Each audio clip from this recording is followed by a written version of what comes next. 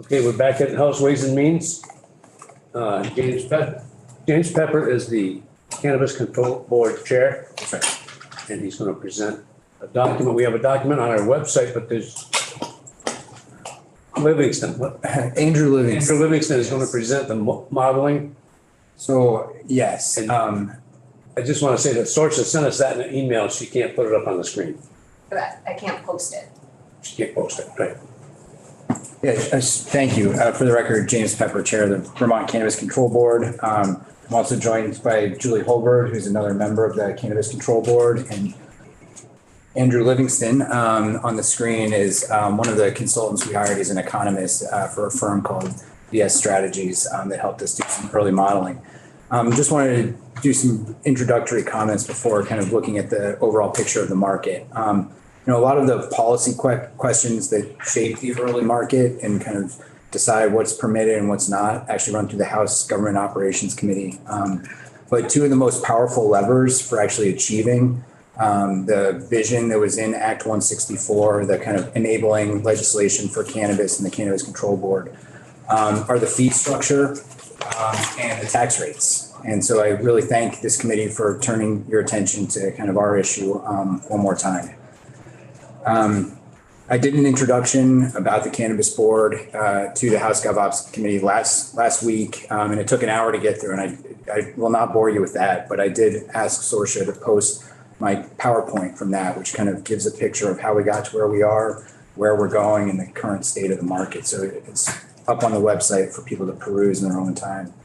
I did want to pick up on a thread that I heard last week. I think it was Representative Sims that asked the question about why kind of so much modeling happens in this industry, and why regulatory bodies spend so much of their time managing the supply chain. It's a very relevant question for this committee. The cannabis market is unlike most, not just because of the newness of it, but because cannabis is illegal federally, but legal on the state level. There's some considerations that apply specifically to this industry. First, legally grown cannabis cannot cross state lines, whether that be for testing, manufacture, or sale. Sometimes, it's easy to picture the complexity of this market when you remove cannabis from the picture. So there's a certain demand for orange juice in Vermont. But if you can imagine a world where oranges were federally illegal, if they were a controlled one substance, this would mean that in order to meet that demand for orange juice, all of the oranges had to be grown in Vermont, they had to be squeezed here, and they had to be sold here.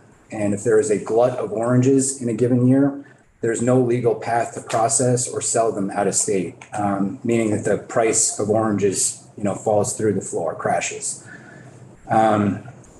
What's worse is that anyone who's involved in this, to extend this analogy, in the oranges or oranges derived products doesn't have access to bank loans, lines of credit, federal tax write-offs, bankruptcy protections, or any of the other sort of innovations that help grease the wheels of commerce or provide a safety net when things get rocky.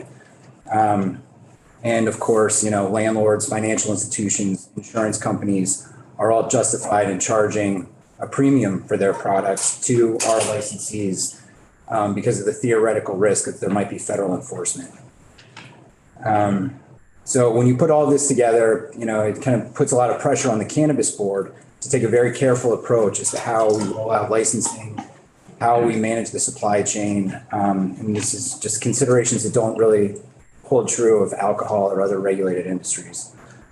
Many other states deal with this problem, this fundamental problem, by capping the number of licenses that their cannabis control commissions or boards are allowed to issue. You could have very easily said, the CCB is only permitted to issue 50 cultivator licenses this year, 10 manufacturing, 10 retail.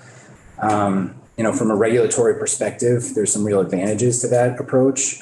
It's exponentially easier for us to keep tabs on one 100,000 square foot operation than 1,000 or 100,000 square foot operations.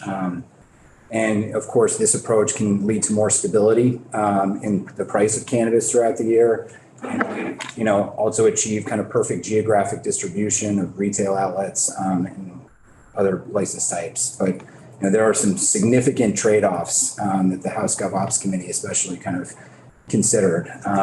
The states that have cap systems, we're finding that it really rewards very well capitalized corporations that have access to lawyers and tax consultants, lobbyists. They can craft kind of a perfect application and get first in line.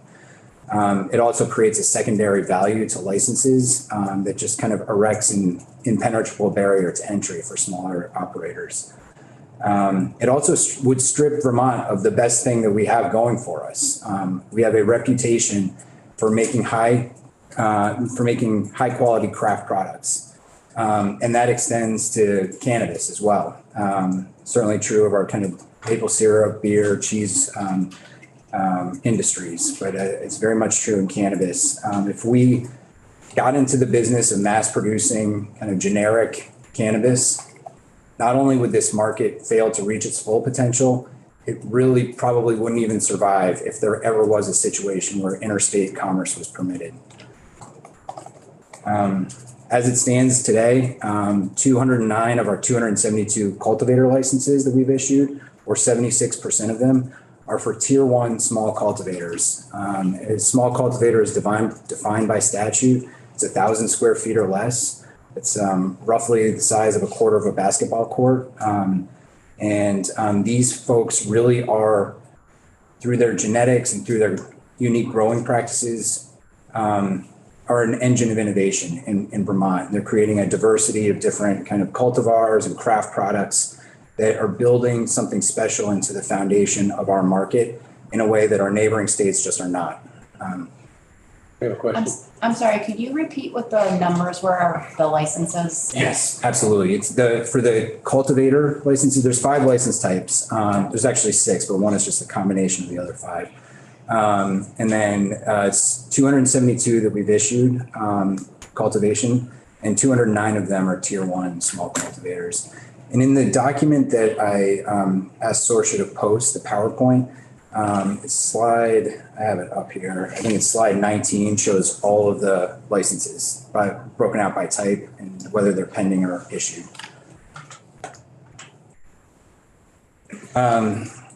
So this is, I think, a good, just very brief introduction to turn things over to Andrew. I will pause for questions, of course, but Andrew, essentially the Cannabis Board, when we were first seated, did not want to repeat some of the mistakes that the hemp market made. And we really did not want to see a boom bust cycle that might leave some of our licensees, because of this lack of kind of financing, bankruptcy protection, et cetera, in a worse position than if they had just stayed in the illicit, or what's sometimes referred to as the legacy market.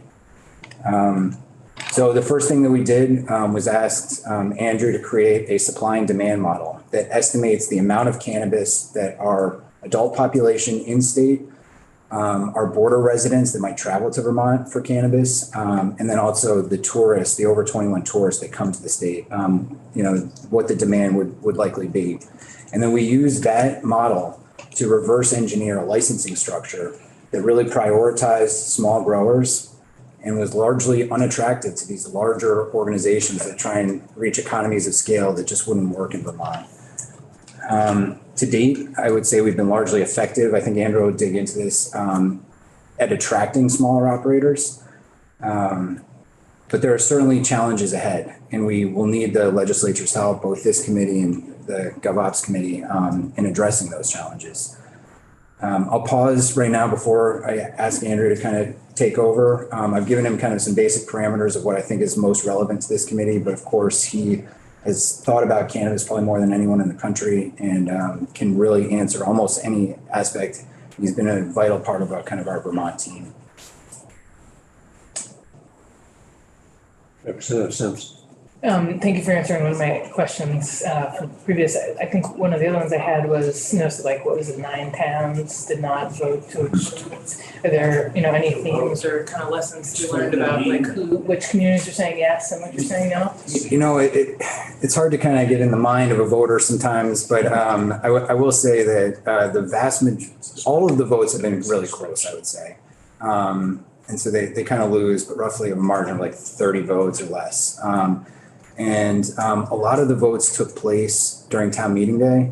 And that was before we had a fee structure, a market structure. None of our rules had been approved. I think a lot of towns, even they were maybe on the edge of wanting this or not wanting it, really wanted to see what the kind of rules of the road were going to be before they adopted kind of this. Is there anything that prohibits the town from revisiting the question at No. following no. year? And in fact, the town that has opted in could then hold a subsequent vote to opt out, and all the kind of existing places would stay, but no new ones would be allowed. Peter, you guys okay over there? I can't get it to load. The The PowerPoint. email, Oh, the email. Yeah. yeah. It's a very big. It's dense. It's a huge file. Yeah, it might be an iPad problem. It's just not enough processing. It's okay, I can look on with, You can look at mine. yeah, I apologize. I No, can get you it's screenshots of some of the stuff. that's okay. No, she can't do it, so that's the way it is. So Andrew, I think you're live behind me. Yeah. Great. Great. Thank you, Is it all right James. to- Really appreciate it. Can you guys hear me okay? Yes. Okay. Wonderful. Apologies if the market analysis model file I made is too large. That has happened with other clients as well. But thank you so much, James and the board for the Cannabis Control Board for inviting me to give this talk. Thanks for the state of Vermont for putting a lot of thought into creating a well-regulated cannabis market. Given your unique size, placement, and history with cannabis, I think that Vermont has the opportunity to create one of the most innovative small cannabis markets. And I appreciate everyone's attention to this. Thank you to the Ways and Means Committee, and thank you to everyone who helped make sure this happens. So I'm going to screen share for a second, and I'll run through some of the elements that James was mentioning. Right. So please let me know when this comes up and you can see it all. You guys can see my screen? Yes. Yes. Wonderful, wonderful. Thank you all. So first, let me kind of get into a little bit of how we analyze demand. So when we're looking, obviously we have to look at the total market, which means that we're also looking at the medical market. But when we analyzing the cannabis market, it's really made up of a few different elements. So first is medical patients, how they are moving over time. Are they transitioning from the medical market back into the adult use market? Are there adult use consumers that are continuing to get medical cards? So we can look at those projections. Then we also look at them in a few different groups. So we've got Vermont adult use resident consumers here that are not patients. We have border consumers. So these are people that live along the border. And we have it broken down into 1 and 2. This is, generally 1 hour and 2 hours away from the border. And then we have tourists. So kind of first, let me analyze each of those as they come. Well, can we, I'm lost as usual. Can I, No worries. I'm not on the, I think I'm on the right tab. And I'm going to be moving quickly, Okay, given the time. So if you guys have any, it may be easier to just follow on the screen share. yeah, I guess so. Okay, And then from there, if you guys have questions, please, you can interrupt me. We can do them at the end, however is most efficient for you all. Okay. It's a relatively large model, so I'm going to be using the index to go back and forth. So with that, it just may be moving faster than if you guys are trying to do it on your own. So if the screen share is working, and please let me know, James, if for some reason it blanks out. It may be more effective to just look at this. So first, as we're analyzing this, right, we look at medical cannabis patients. So gained a lot of data from the state. Second, I'm just going to move one of my screens so I can see a little bit better. Makes this a little smaller. So we can see essentially the change in patients over time. And how this occurs, where we think these projections are going based upon our history and also other states in analyzing what happened to them after their patient rolls. So looking at these from patient projections, where they are in different groups and how that kind of occurs over time. We also looked in great detail at cannabis consumers in the state. So this, first of all, we're looking at things like Vermont border and county projections for the number of consumers. and the number of individuals 21 years of age and older. This largely looks at data from the National Survey on Drug Use and Health. We can analyze, I know JFO looked at this from this normal state data versus the sub-state data.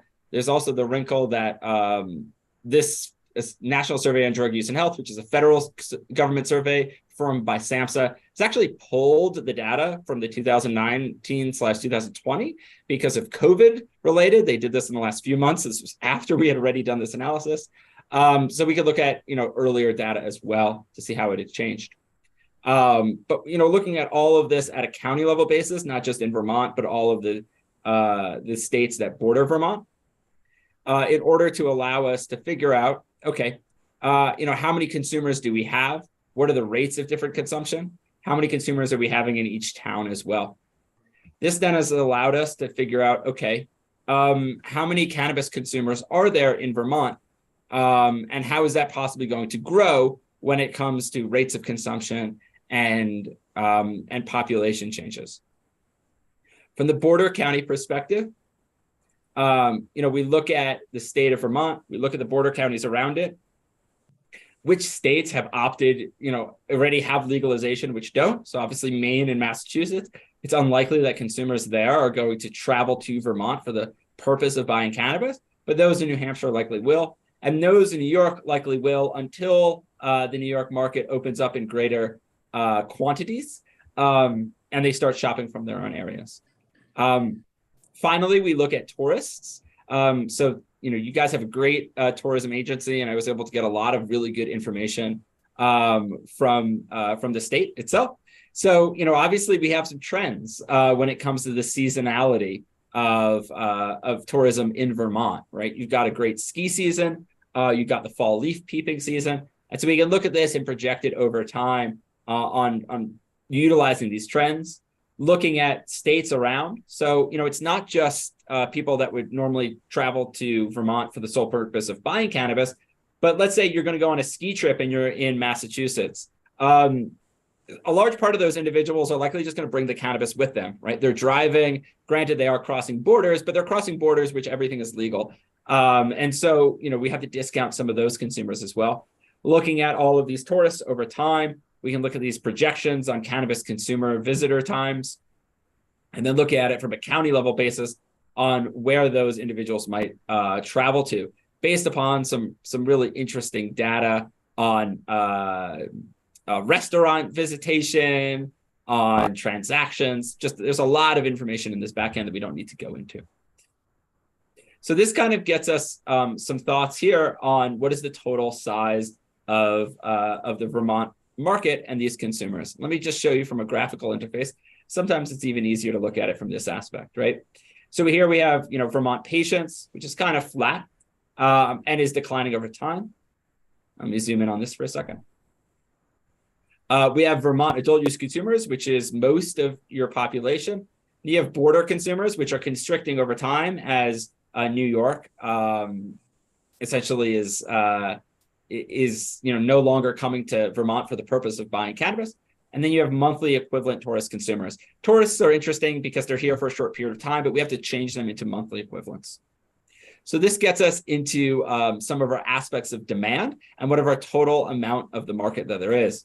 But it's also important to recognize that all of these individuals may not come and purchase from Vermont initially, right? This gets us when we're looking at our total market, our total potential market, but we then need to get into sections here. Okay, how many of these adult consumers are going to purchase from the state of Vermont? And this is where my work in analyzing this across many, many different states has really come in handy. So looking at whether it's Massachusetts or Colorado or Michigan, Connecticut, New York, all these other states in their first couple of months, as well as the first couple of years, how they transition their existing total market into the regulated market.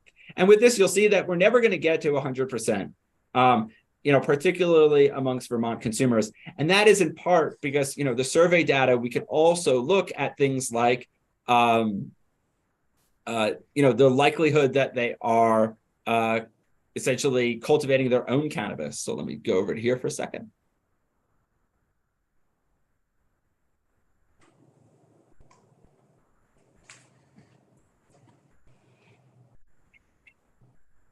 this is state data. Home cultivation analysis. Apologies for that. So here we can see this again is from data from the National Survey on Drug Use and Health. And we can look at, the percentage of those on where they got their cannabis, right? So this looks at a few different states. It looks at Maine, Vermont, Massachusetts, New Hampshire. This is glitching for a second. And so you can see here, Grow It Yourself, there's about 10% of the population here in Vermont that is, growing their own cannabis. These individuals may not be as likely to purchase,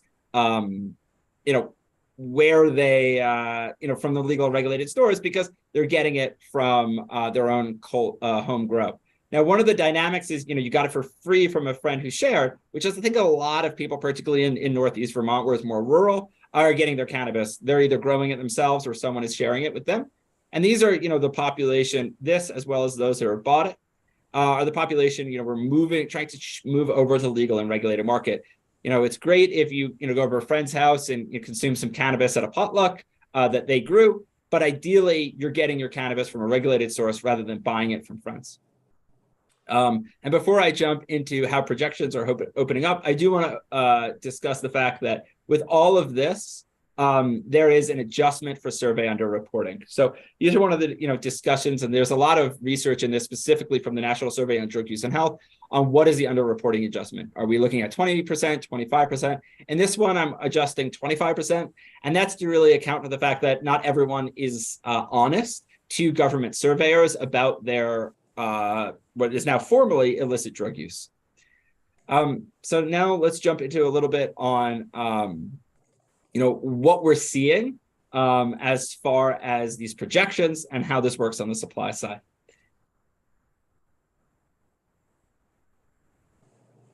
Someone have a question before I jump? Well, can I just say that this is very relevant to this committee because, the entrepreneurial demand to get into this market to be a licensee is very much a reflection of the price of cannabis and how much the fees are and how much the regulatory burden is. And so I think that this is a pretty exceptionally relevant portion of the presentation, ways and means.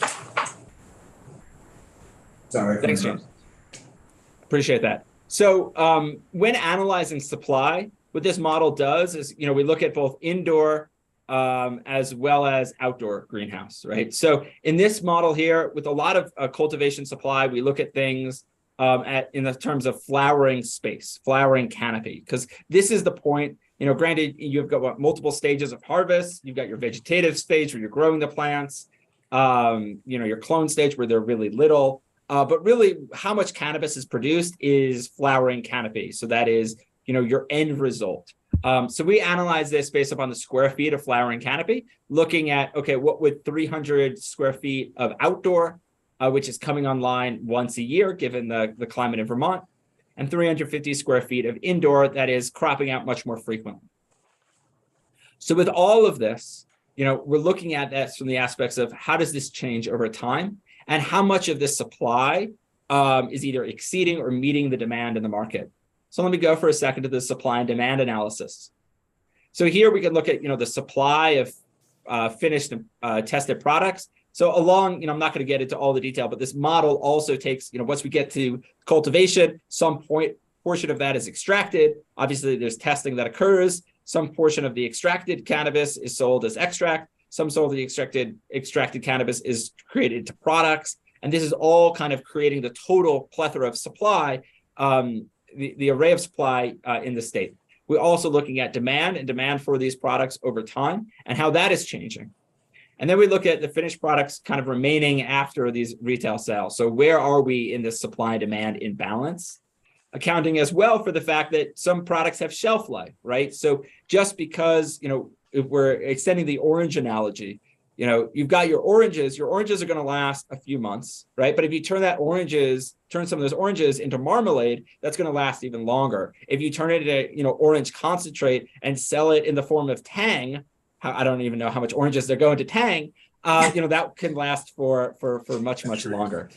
So Is there orange? Yeah. I don't even know. I was trying to use an example, Orange juice. Orange juice, but orange juice spoils. I don't know. What's an orange product? I guess like orange scented oils or cleaning products. I'm trying to think of something that lasts for like a year plus. I was using the apple analogy whenever I talk about it with the board. So I was thrown off by oranges, I'm just not quite sure. All right. So early on in the market, we're likely going to have shortages, right? Not all the cultivators are coming online. It's not like all the cultivators being licensed at the same time. And so there's going to be a lot more demand potentially, even though that demand is ramping up, then there will be initial supply. So granted, we'll have, some inventory on the market initially based upon, both the outdoor growers as well as those who have harvests that they're able to bring in. And then over time, this will get better. What you can see here, so this is without the shelf life, and this is with the shelf life, right? So this is, sorry about here. So you can see, right, in the first fall harvest, because cannabis, like most of the products, can be harvested in the fall, we have an initial supply glut, right? But given the fact that the rest of the market hasn't caught up, we're able to take this inventory and spread it out, right? So even though a lot of cannabis is going to come on the market around the same 1 or 2 months, that's going to be able to be spread out over time. And if we see this over time, again, with these similar dynamics. Now, but this time in 2024, we may be, we've got the first growers are getting their first harvest. The second, growers that weren't able to make the first outdoor harvest are now having their first harvest. We've got a lot more cannabis that is flooding onto the market. And how does that spread out over time? And so with all of this, we want to probably have a little bit more than 100% to account for the fact that there's going to be loss. Some people may not be as efficient as we hope. Some people, there's going to be products that get damaged along the way and all of these. But what we don't want to have is a situation in which we are consistently getting, 50, 60, 70% over the market and what we need. So this is kind of to analyze some of these supply and demand structures, right? It could be that given all of this, 350 square feet of indoor and 300 square feet of outdoor is too much. Maybe we want less indoor, more outdoor as we compare this all. So, this is kind of one way to interface to look at it. But, an even easier way is, when we look specifically at some of these supply and demand peaks. So here we look at it just for the cannabis supply of flower, right? The supply of flower goes up over time, but we have these large peaks that occur with the outdoor harvest because that is seasonal, right? Indoor flowering canopy, outdoor, right? So we've got these peaks, and this is, the state that are the most similar to Vermont when I'm projecting is Oregon. So, if you have colleagues in Oregon, there's ways to learn from them. They are another state that's a small state, not as small as Vermont, but, also has that history of being excellent cannabis producers, having an environmental bend to them, and also wanting to ensure that they are, bringing in small craft cultivators. So with all of this, there's a lot of balancing that needs to occur. How do we ensure that these peaks and valleys are able to smooth themselves out over time? And I think a lot of this is going to depend on having, products that are able to last, right? We're not just selling oranges or apples. We're also creating products that have a longer shelf life than that 1 or 2 months, which allows us to kind of spread our inventory over the year rather than having it all be there at once. And then 2, figuring out how to store well, right?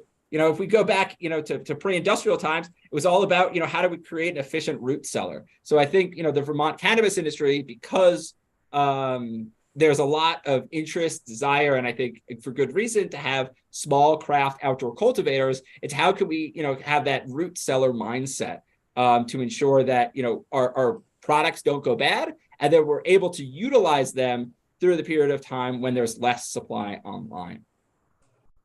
All right, let's get into a little bit about what we're seeing as far as licensing.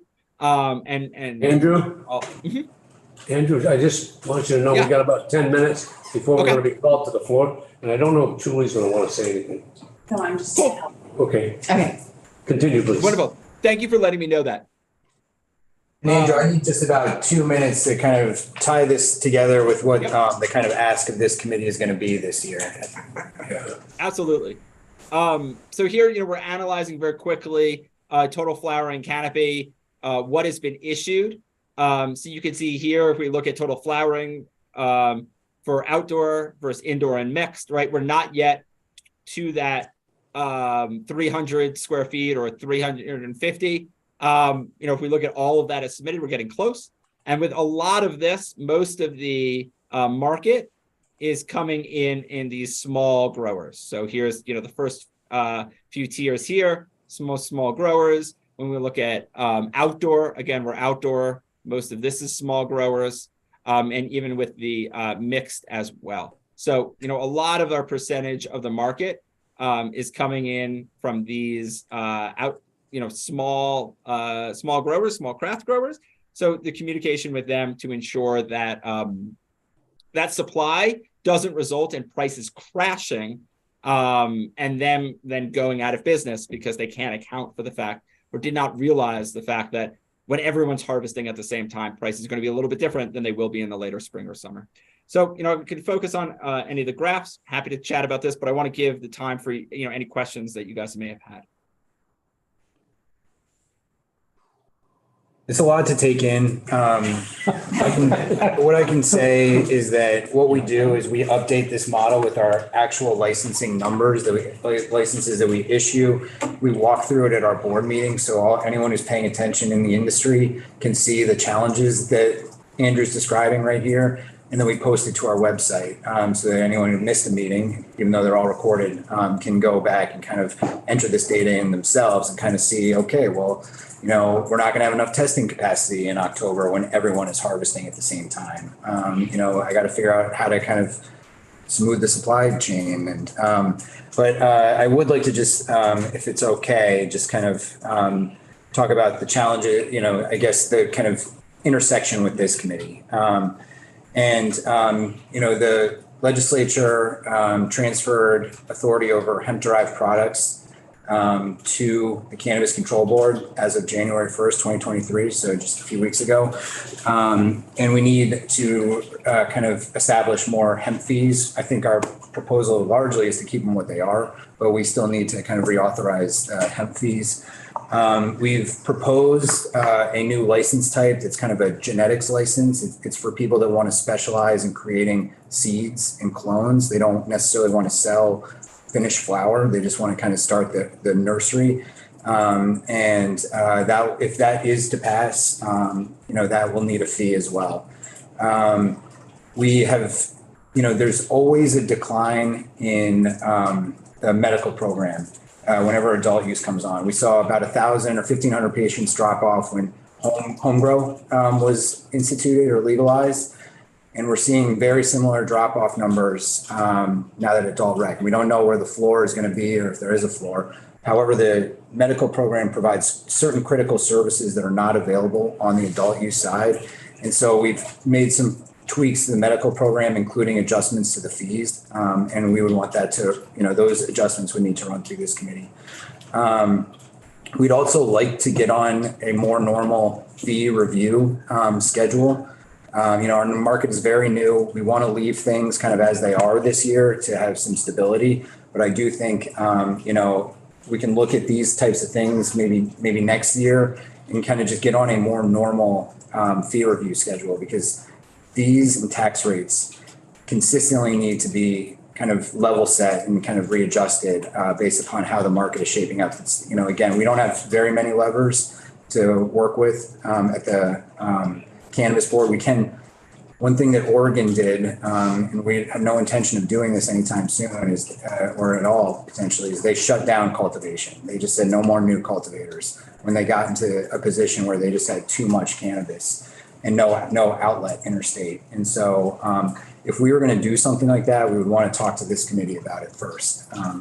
So those are just the basic kind of tie-ins that I wanted to kind of, I think I think this is what you wanted to hear when I listened last week. If I missed something, I'm happy to kind of come back and, but those are kind of, what's on the horizon for the cannabis board. Let me give you a scenario that evolves from the hemp experience. You probably will be more easily able to control what comes onto the market by controlling the cultivator license and the processing license. Hopefully the root cellar, or however stretch out if you will, the peak of production and harvest, that will improve. Here's where I get worried. If for some reason the demand is significantly less than supply, either because you were unable to control in a particular year what comes onto the market and the price crashes, that's what I want to avoid. So if the tendency is to keep the market tight because you want to avoid the hemp problem, we want to avoid it because we'll lose the excess if they burn the crop. If it doesn't come into the market, we don't get the excise. Does that suggest that you folks ought to have or develop or get a feel, instead of just manipulating the tax ad valorem rates, which is what you're saying we ought to review frequently?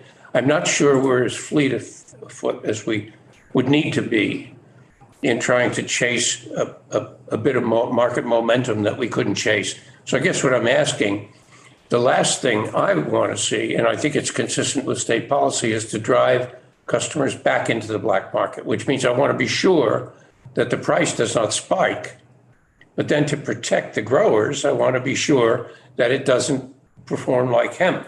So where in there is there a role, and it may not be this committee, but rather than manipulating tax rates, do you want a price ceiling?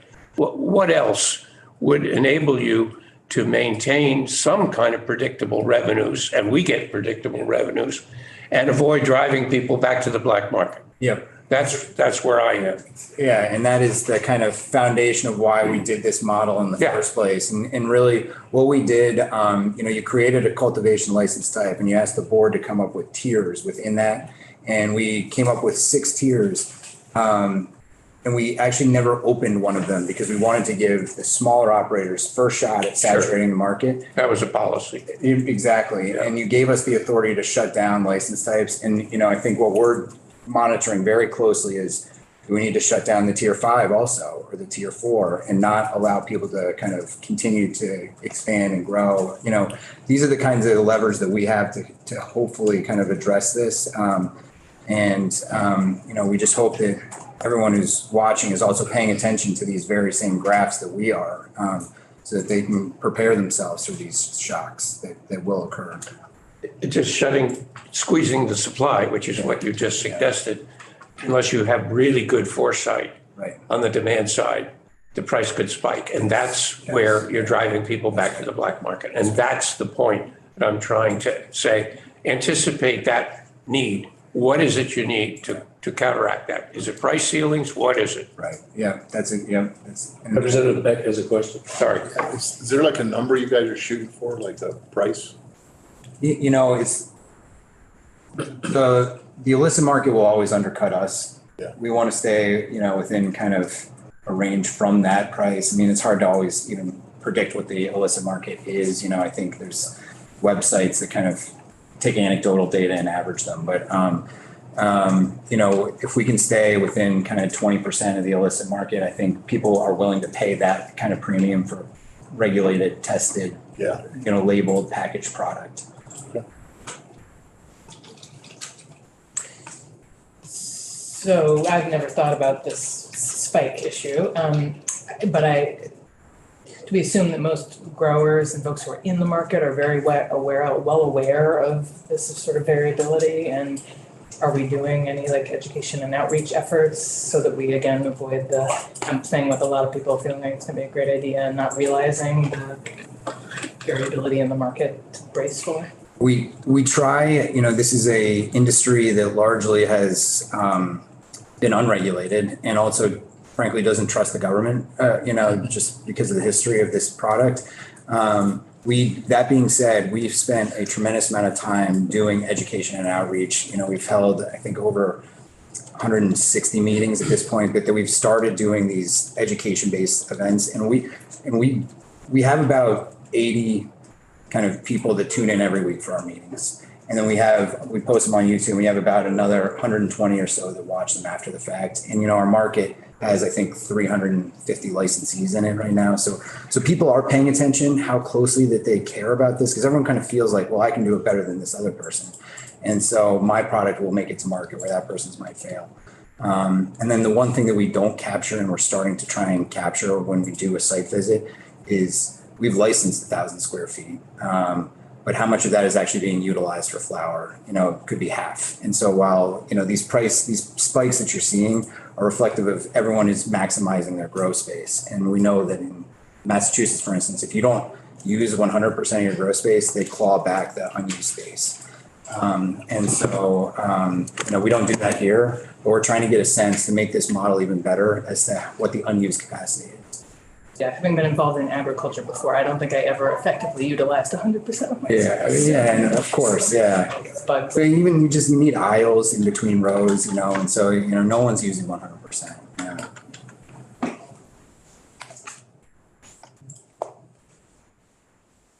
Question? Sure. Have any idea when like what the timeline is to know if you've been successful at keeping things even, or what you're sort of looking at for a time frame there?